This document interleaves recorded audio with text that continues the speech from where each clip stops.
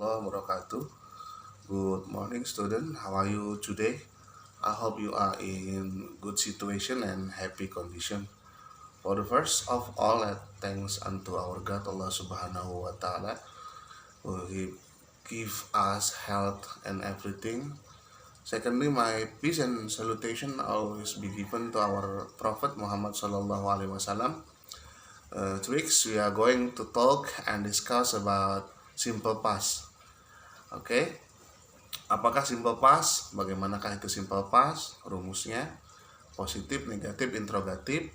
Nanti akan saya berikan penjelasannya. Berikut penjelasannya, silahkan disimak baik-baik. Nanti kita akan lanjutkan di Google Classroom. Don't forget to subscribe, like, and comment. Thank you. Simple past tense adalah kalimat tenses yang digunakan untuk menyatakan kejadian yang terjadi di masa lampau dan telah berakhir di masa lampau. Berbeda dengan past continuous tense yang menyatakan kejadian yang terjadi di masa lampau namun masih terjadi di masa yang sekarang. Nah, biasanya simple past tense ini digunakan ketika kita menceritakan cerita atau sesuatu yang sudah terjadi di masa lampau dan juga sudah berakhir. Untuk membentuk kalimat simple past tense, rumusnya adalah sebagai berikut. Dalam kalimat simple past tense, kata kerja yang digunakan haruslah verb kedua. Ya, jadi rumusnya adalah subjek, ya, berupa she, he, it, ayu, dewi atau nama orang. Kemudian ditambahkan dengan verb kedua, ya, dan untuk simple past tense harus verb kedua. Itu adalah ciri khas daripada simple past tense, menggunakan verb kedua plus objek. Dalam kalimat simple past tense, kata kerja digunakan merupakan bentuk kata kerja yang kedua. Kalau simple present pertama, kalau simple past menggunakan kata kerja bentuk kedua, ya. Kata kerja bentuk kedua ini terdapat dua jenis. Ada yang reguler, ada yang irregular. Ya, untuk yang regular verb tinggal tambahkan ed di belakangnya. Contoh kata yang reguler, stay menjadi stayed, punch, play, touch. Ya, tinggal tambahin ed di belakang kata-kata tersebut untuk menjadi verb kedua. Untuk yang irregular verb itu ada contohnya wake, woke. Jadi irregular, ya, tidak beraturan. Drink, drank, eat, ate, itu adalah beberapa contoh daripada kata kerja irregular. Artinya perubahan dari verb 1 ke verb 2 bukan lagi menambahkan ed, tapi memang sudah ada aturannya, seperti itu. Dalam proses penggunaannya, kalimat simple past tense ini juga kita bisa membuat 3 kalimat. Yang pertama kalimat positif, negatif, dan interrogatif. Nah, ini ada 3 contoh kalimat positif yang patternnya adalah simple past. Abdul went to Bali for holiday last week. Jadi subjeknya Abdul, kata kerjanya verb kedua adalah went, asal kata dari go. Ya, perubahan kata go, when, gone, verb ke-1, verb kedua, verb ketiga. Di sini time signalnya atau keterangan waktunya adalah last Sunday, berarti minggu kemarin. Artinya ini adalah kejadian yang sudah lewat. Abdul sudah pergi ke Bali, ya, untuk berlibur itu kapan? Minggu kemarin. Nah, contoh kalimat berikutnya, she joined the English club class at school yesterday. Dia kemarin bergabung dalam klub bahasa Inggris di sekolah. Ya, ini kata kerjanya verb kedua tapi yang beraturan. Join, joined, join. Tuh. Nah, untuk contoh berikutnya, last Monday Johnny got an accident at the office.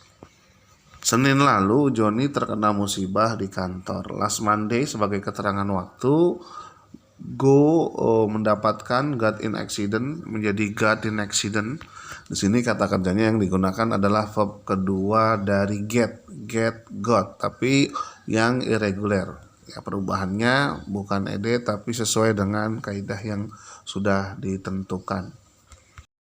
Kita lanjut untuk membentuk kalimat simple past tense yang negatif. Subjek kita tambahkan, setelah subjek itu ada did not, kemudian verb ke-1. Kenapa verb ke-1? Karena di sini kita menggunakan did not. Ya, setelah did not itu harus verb ke-1 bukan lagi verb kedua. Kenapa? Karena kita sudah memberikan ciri di sini untuk yang negatif simple past itu menggunakan did. Ya, kalau yang simple present menggunakan do atau doesn't, ya does not, do not. Tapi kalau yang untuk simple past menggunakan did not. Contohnya seperti ini.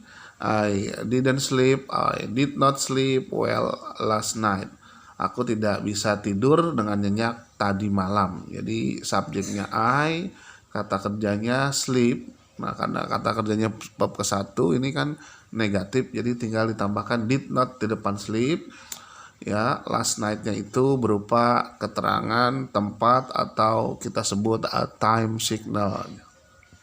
Untuk contoh kalimat berikutnya, Rani did not come to the office yesterday.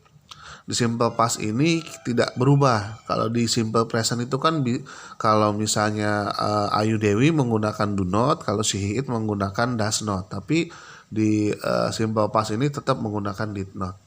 Rani did not come to the office yesterday. Rani tidak datang ke kantor kemarin. Adi did not win the English debate competition last month. Adi tidak memenangkan kompetisi debat bahasa Inggris bulan lalu. Jadi di sini kita ingin melihat apakah kalimat ini tensesnya itu berupa simple past atau bukan. Kita tinggal lihat time signalnya. Ya, di sini ada last night, ada yesterday, ada lagi last month. Ini adalah keterangan waktu yang sudah lampau, menunjukkan bahwa kegiatan tersebut sudah selesai di masa lampau, sehingga kita menggunakan tenses simple past tense. Oke, berikutnya untuk membentuk kalimat simple past tense interrogatif, rumusnya adalah sebagai berikut.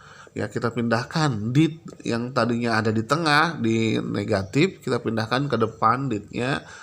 Setelah did menggunakan subjek, ya setelah subjek juga verb ke-1. Jadi verb kedua itu hanya digunakan di membuat kalimat positif.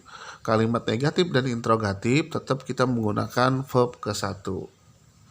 Ya, itu yang kalimat yang verbal. Bagaimana kalimat yang nominal? Kalimat yang nominal kita menggunakan was atau were, setelah itu subjek.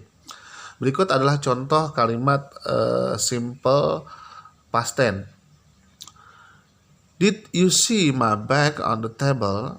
Apakah kamu melihat tasku di atas meja? Ya, nanti jawabannya bisa kalau melihat yes, I did, atau tidak melihat no, I didn't. Did the student come to the school? Apakah para murid datang ke sekolah? Ya, karena sedang corona, berarti jawabannya adalah no, they did not, atau no, they didn't. Ya, kalimat contoh berikutnya, did you sleep enough last night? Apakah kamu tidur dengan cukup atau nyenyak semalam? Ya, jadi untuk membuat kalimat interrogatif kita hanya memindahkan did ke depan kalimat tersebut. Baiklah anak-anak yang berbahagia, Bapak rasa penjelasan dari Bapak cukup sampai di sini. Nanti kita akan melanjutkan di Google Classroom.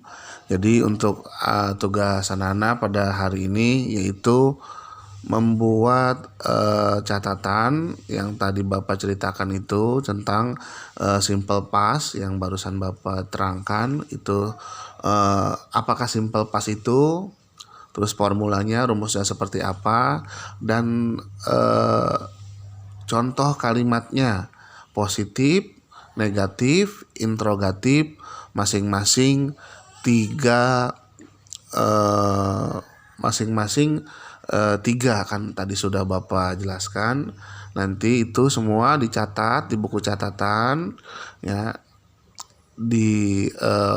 foto, kemudian dikirim fotonya dikirim di Google Class ya. Jadi Bapak ulang, silahkan nanti anak-anak mencatat ini materi ya, dari fungsi daripada simple past, rumus dari simple past, contohnya positif 3, negatif 3, dan interrogatif 3 ya. Jadi sementara dari Bapak itu, kalau memang belum paham nanti silahkan diulang lagi videonya, atau juga bisa belajar dari sumber-sumber yang lain, baik berupa buku atau di search engine-nya Google, atau mungkin di video YouTube yang lain. Terima kasih anak-anak sudah mendengarkan. Assalamualaikum warahmatullahi wabarakatuh. Tetap sehat, tetap semangat.